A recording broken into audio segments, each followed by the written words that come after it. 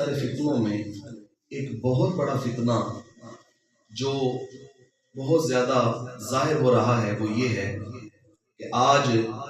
اس technology اور اس ترقی کے دور میں لوگ اللہ تعالیٰ کے کلام کو اور رسول اللہ صلی اللہ علیہ وآلہ وسلم کی حدیث پاک کو اپنی عقل کے معیار پہ تولنا چاہتے ہیں۔ بہت بڑا المیہ اور یہ عالمی لیول پر یہ کام ہو رہا ہے کہ عقل کے ساتھ جوڑا جاتا ہے اللہ کے کلام کو بھی اور رسول اللہ صلی اللہ علیہ وسلم کے فرمان کو۔ عقل تسلیم کر لے تو کہتے ہیں ٹھیک ہے مان گئے، عقل تسلیم نہ کرے تو اس بات کو ماننے کے لیے لوگ تیار نہیں۔ یاد رکھیے اسلام، نعرہ تکبیر، نعرہ کہ اب لوگ یہ کہتے ہیں کہ اگر ہماری سمجھ میں بات آ جائے تو ہم مان لیں گے، اور اگر عقل تسلیم نہ کرے تو ہم اللہ کی وحی کو بھی ماننے کو تیار، رسول اللہ صلی اللہ علیہ وسلم کی حدیث پاک کو بھی ماننے کو تیار نہیں۔ اور یہ نوجوان میرے احباب بیٹھے ہوئے ہیں، سوشل میڈیا کا زمانہ ہے اور ہر ہاتھ میں سوشل میڈیا عام پہنچا، یہ پروان چیزیں چڑھ رہی ہیں یہاں تک کہ خدا کو بھی اگر ماننا ہے تو اس معیار پر ماننا ہے، عقل مانے تو خدا کو مانیں گے، عقل نہ مانے تو خدا کو بھی انسانی عقل میں اللہ اور اس کے رسول کے فرمان کی حکمت آ جائے تو یہ عقل کی خوش قسمتی ہے، اور اگر نہ آئے تو یہ کہا جائے گا میری عقل کمزور ہے پر سچ وہی ہے جو اللہ اور اس کے رسول نے فرما دیا صلی اللہ علیہ وسلم۔ آنکھیں بند کر کے، ایمان اسی چیز کا نام ہے، ایمان یہی ہے، عقل مانے یا نہ مانے ہم تسلیم کریں گے۔ آج جو لوگ وجود باری تعالیٰ پر کلام کر رہے ہیں، توحید اور وحدانیت پر کلام کر رہے ہیں، وہ یہ کہتے ہیں خدا کہاں ہے، دکھا دو خدا کا وجود۔ اگر تم کہتے ہو کہ خدا ہے دنیا میں تو دکھاؤ۔ بلکہ ایک سائنسدان نے یہ کہا کہ میں خلا میں پہنچا، میں نے سفر کیا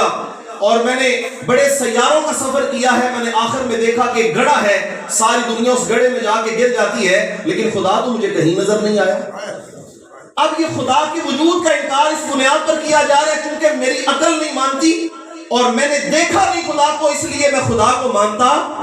اب بہت ساری چیزیں ایسی ہیں جن کا وجود تو ہے لیکن وہ نظر نہیں آتی۔ یہ ہوا ہمارے درمیان میں لطیف ہے، اتنی لطیف ہے کہ انسانی نظر اسے نہیں دیکھ سکتی۔ اب یہ لطافت ہوا کے اندر، اس کا مطلب یہ تو نہیں ہوا کا وجود ہی نہیں، حالانکہ ہوا کا وجود ہے پر نظر نہیں آتی۔ لطیف ہے، اتنی لطیف ہے کہ انسانی آنکھ اسے دیکھ سکتی۔ اور خبر صادق وہ ہے، وہ دو دہن جس کی ہر بات وہی ہے خدا، اس کے خطبے کی ہیبت پہ لاکھوں سلام۔ حضور علیہ السلام نے حضرت عبداللہ بن عمر کو دیکھا کہ وہ حدیثیں لکھتے ہیں، ایک دن وہ نہیں لکھ رہے تھے، حضور نے فرمایا عبداللہ بن عمر کیوں نہیں لکھ رہے؟ تو انہوں نے کہا یا رسول اللہ صلی اللہ علیہ وسلم، حضور کے بار صحابہ نے منع کیا ہے، حضور کبھی مزاح میں ہوتے ہیں کبھی جلال میں ہوتے ہیں، تم نہ لکھا کرو، بعد میں آنے والے لوگوں کے لیے مسئلہ نہ بن جائے۔ حضور علیہ السلام نے شاہ فرمایا ابن عمر میری باتوں کو لکھا کرو، اللہ کی عزت کی قسم ہے میں جلال میں ہوں یا جمال میں ہوں، اس زبان سے سچ کے علاوہ کبھی کچھ نکل ہی نہیں سکتا۔ اللہ اسی طرح آگے چلیں، یہ تو میں نے اللہ تعالیٰ کی وحدانیت کی بات کی، اس کے وجود کی بات کی، پھر اس کی وحدانیت پر کیا دلائل ہیں یہ حضور قبلہ عالم نے بہت مرتبہ یہاں بیان فرمایا، اور آپ احباب نے تفصیل کے ساتھ یہ عنوان سنا، میں اگلی بات اس سے آگے کر رہا ہوں۔ اب ایک اور فتنہ جو اسی طرح سے اسی درجہ بدرجہ پروان چڑھا وہ یہ ہے کہ ذات رسالت مآب صلی اللہ علیہ وسلم کو عقل کے بلبوتے پر تولنا چاہتا، اور کہا اگر عقل میں آ جائے تو مانیں گے، عقل میں نہیں آئے تو نہیں مانیں گے۔ نبی کے معجزے کا بھی انکار، اور معجزہ ہے ہی وہ جو عقل میں نہیں آتا، وہی خلق عادت کام جو عام طور پر ہوتا ہی نہیں ہے، عقل اسے تسلیم کر نہیں سکتی۔ اگر وہ نبی کے ہاتھ سے ظاہر ہو جائے تو اسی کو تو معجزہ کہتے ہیں۔ مثال کے طور پر یہ بھی دن گزرے ہیں معراج کے، اللہ تعالیٰ نے اپنے محبوب علیہ السلام کو لا مکان کی سیر کروائی اور اپنا دیدار عطا فرمایا، دیدار الہی، اور پھر دنا فتدلہ فکان کا بقوسین ودنا، وہ جو قربت اللہ نے عطا فرمائی، پھر سیر کا سبحان الذی اسری بعبدہ لیلا من المسجد الحرام الی المسجد الاقصی، یہ سارا تذکرہ فرمایا۔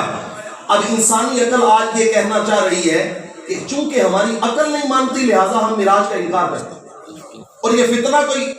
دبا چھپا نہیں، عام سر عام سید احمد خان اس نے باقاعدہ کتاب لکھی اور اس بات پر جو ہے وہ بڑی شر و بس کے ساتھ بات کی اور کہا اگر ساری حدیثیں صحیح حدیثیں میرے سامنے جمع ہو جائیں اور اسماء الرجال کے فن کے اوپر پورا اترے اور ہر حدیث سے یہ ثابت ہو جائے کہ معراج پر نبی پاک صلی اللہ علیہ وسلم تشریف لے کے گئے، پھر بھی میں یہ کہوں گا کہ صحابی کو سننے میں غلطی لگ گئی ہے، چونکہ عقل اس بات کو نہیں مانتی کہ انسانی جسم ہوا میں چلے، پھر قرہ زمہریر سے گزرے، پھر قرہ نار سے گزرے، پھر خلا سے گزرے، پھر جو ہے وہ آسمان بسیط سے خلق و التیام ہو۔ صاحبزادہ والا شان میرے قبلہ مرد قبلہ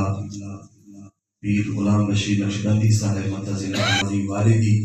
حضرت قبلہ والد گرامی معتزلہ والی محفل میں حاضر ہیں۔ اس اور جسم اور روح دونوں کی